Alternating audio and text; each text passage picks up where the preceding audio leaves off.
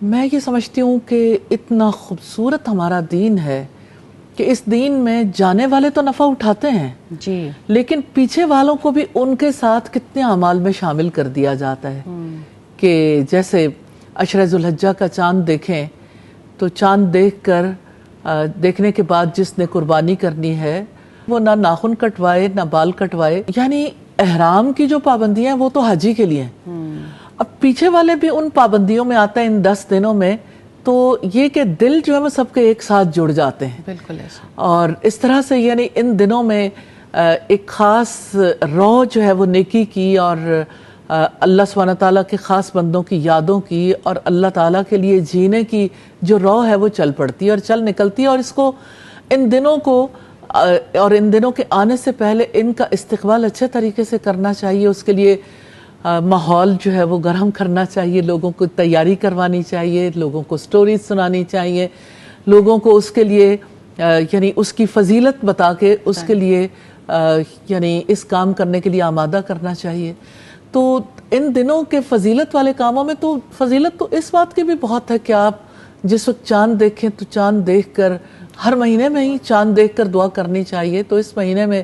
جب چاند دیکھیں تو چاند دیکھ کر دعا کر کے کتنا ڈیوائن کنیکشن مضبوط ہو جاتا ہے، اللہ سبحانہ تعالیٰ سے کیسے رشتہ جڑ جاتا ہے۔ اللہم احلہ علینا بالامن والایمان والسلامت والاسلام ربی وربک اللہ۔ یا اللہ اس مہینے کو ہمارے لیے ایمان والا، امن والا، سلامتی والا، اسلام والا بنا دینا۔ اے چاند تیرا رب بھی اللہ ہے اور میرا رب بھی اللہ ہے۔ تو آپ دیکھیں کہ انسان کی اندر وسعت کتنی آتی ہے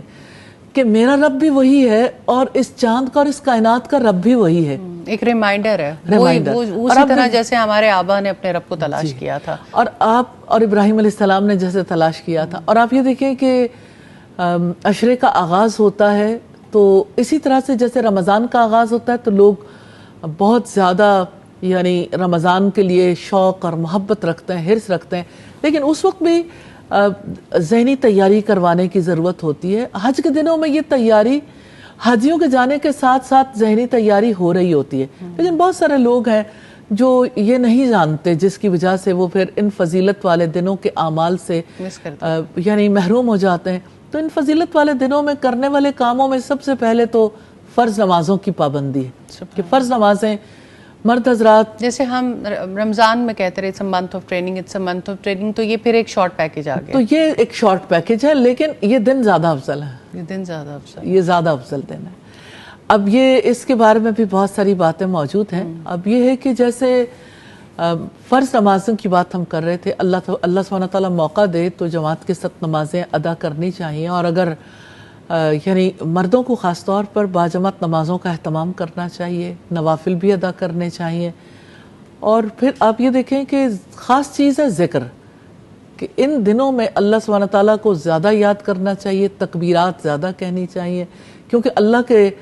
اللہ سبحانہ تعالیٰ کی بڑائی بیان کرنا تو ہر دن، ہر رات، ہر صبح، ہر شام، ہر وقت بہت اہمیت کا حامل ہے، لیکن یہ تو بڑائی کے بیان کرنے کے دن ہے، تکبیرات کے دن ہے۔ جانے والے تو لبیک کہیں گے اور پیچھے والے تکبیرات کو ضرور یعنی اللہ سبحانہ تعالیٰ کی بڑائی بیان کرتے رہیں، اور تسبیح، تکبیر اور تحمید اور تحلیل یعنی لا الہ الا اللہ، سبحان اللہ، الحمدللہ، اللہ اکبر، اور یہ 4 کلمات تو ایسے ہیں جن کے بارے میں نبی صلی اللہ علیہ وسلم نے فرمایا